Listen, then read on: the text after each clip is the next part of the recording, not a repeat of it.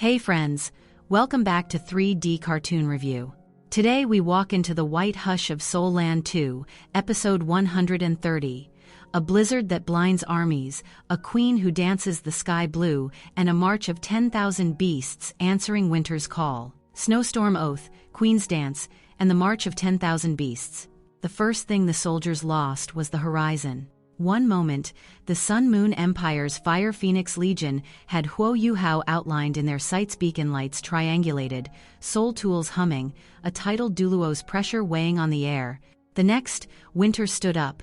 A white wall rose and kept rising, swallowing banners, drowning torches, turning thunder to muffled breath. The Snow Empress had arrived. Yuhao lifted his hand and whispered, and her domain answered. Snow Dance. Absolute frozen domain spread like a silk veil drawn across the world, gentle to the eye, lethal to the bone. Wind turned into glittering threads that stitched, shut the gaps between heartbeats. Frost sealed the ground in glass. Soul detectors stuttered and died. Inside the white cathedral of her will, even sound knelt. You could hear your own blood choosing to move. Across that storm, a figure in scarlet armor cut a different sort of line through the white head, held high, eyes steady, command like a second skin. For an instant, time pulled a slit in itself and let two pasts look through. Ju Zi. They had no right to a reunion. Battle doesn't pause for memory, and yet the instant belonged to them. Take me as a hostage, Ju Zi said, as if ordering a formation. Walk me out. There was nothing to debate. Yuhao's arm moved, soul power wound around her like a respectful rope. He raised his voice for the troops to hear it cleanly. Stop, or your commander dies. Fire Phoenix Duluo Luan Feng looked from the white storm to the young man's calm, to the woman between them, and measured three tragedies at once. Her order cracked out hard and flat. Make way. Under the storm's pall, Yuhao walked his captive through a corridor of lowered weapons and into the night. Only when the wind eased and the soldiers' killing intent thinned to a far ache did he loose the bindings. The snow hissed where his breath touched it. Ju Zi did not run. The marriage to Emperor Shu Tianran, she said, eyes all iron and hurt, is a tool. He uses my command. I use his throne. I will seize the continent, end the war, and repay blood with peace. She let the quiet take that, then push the impossible across it. Come with me. When the world is unified, stand with me at its peak. His answer was everything he was. Your path is conquest, he said, gentle as a closing door. Mine is to guard what's right. The Sun-Moon Empire has already opened its gates to evil soul masters. Between us is an oath we can't cross. The door shut. They both felt it. Then, she stepped in, softer than any soldier had the right to be. A goodbye kiss. The winter air warmed for a heartbeat. Silk, salt, the taste of a year that had almost been. Then his pupils narrowed, the world tilted. 10,000-fold drunkenness, sweetest of poisons, rode her lips. Darkness fell, clean as a curtain. Ju Zi set a thorn to end a threat she could never control, handshaking, heartbreaking, and couldn't do it. She placed a soul tool hand warmer by his side, brushed the frost from his hair with a tenderness that would not forgive her, and vanished into the night she had chosen. At dawn, the Snow Empress manifested with the glare a glacier gives the sun. Soft-hearted fool, she said, scolding Yuhao and the world at once. A battlefield is not a cradle. He took the burn and let it light the right corners of his mind. Why had the Fire Phoenix Legion been here? What were they building under the pretense of patrols? He became shadow and patience, days of following supply sleds across the ice, nights of lying on a ridge and listening to the metal sing beneath it. The answer was a map drawn in rails and shafts. At the trajunction of three nations, the Sun-Moon Empire was raising a colossal extraction complex, soul-guided drills, cranes, or elevators over a sleeping vein of rare metal big enough to feed an empire's appetite. He couldn't break this with a hero's gesture. The land itself had to fight. The Ice Empress cut in, voice like cut glass. Then use the land, go to the extreme north's core, rally the soul beasts. The Snow Empress nodded, softening the command into promise. If the north stands, invaders freeze. Yuhao set his teeth and turned toward the pole. The core. The first sentry was not a soldier but a wind. The steel gale knifed across glacier flats with the weight of a soul Duluo's strike, testing bone and will. Yuhao let his spirit power beat across his skin, lowered his center, and learned to listen with his ribs. A white squall parted to show 4 extreme north ice bears, 3 adults, 1 adolescent. Muzzles rhymed, bellies loud. The first adult charged, its paws hit like falling gates. Yuhao pivoted and hammered with golden dragon strength. The permafrost under the bear's flank cracked like old pottery. That should have called the herd into a crush. It didn't. An aura poured over the snow like still water, and all 4 bears collapsed to their bellies, the cubs' legs gone butter-soft. The Ice Empress stepped forward, and 40 centuries of dominion breathed once. Then, from the heart of the wind, the Snow Empress rose, pale hair, pale eyes, a calm that made the storm ashamed of its noise. She didn't lift a hand to fight, she danced. The technique was Ice Sky Snow Maiden's dance, and the world obeyed it like a child obeys a mother. The white thinned to living blue, knives of air uncurled into a steady thrum like a glacier's secret music. Beauty turned into pressure, turned into revelation. Yuhao watched as if he had been thirsty his whole life and hadn't known it. The ice aspect in his meridians woke and answered, brightening into patterns he had guessed at and never owned. At the dance's crest, the Snow Empress lifted one palm and sent a signal that wasn't sound. They began to arrive. From ice ridges and blue caves, from buried groves where the snow keeps its own gardens, crawling, padding, gliding, drifting soul beasts of the extreme north poured in.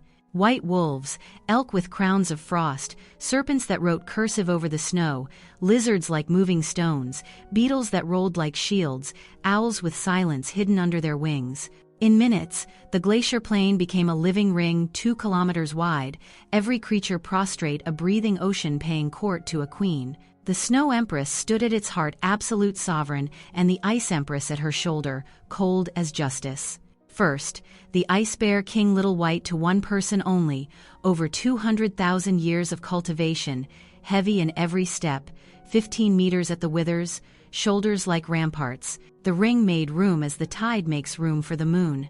He reached the inner edge and, with the dignity of a child told to behave, flopped across the ice and inched toward the Snow Empress, rumbling for a scratch behind the ear. To the world he was a tyrant, to her he was hers. She stroked his muzzle and called him by that ridiculous, perfect name. His eyes turned into 2 slices of soft night. Then the glacier shook under a different rhythm. A figure more than 120 meters tall came striding with the carefulness of someone who knows he breaks things just by being. Behind him, a clan marched scores upon scores, each Titan snow demon between 80 and 100 meters, a forest of white giants with breath-like weather. Their king halted, dropped to one knee, and bowed his head until the ice was forced to admit it.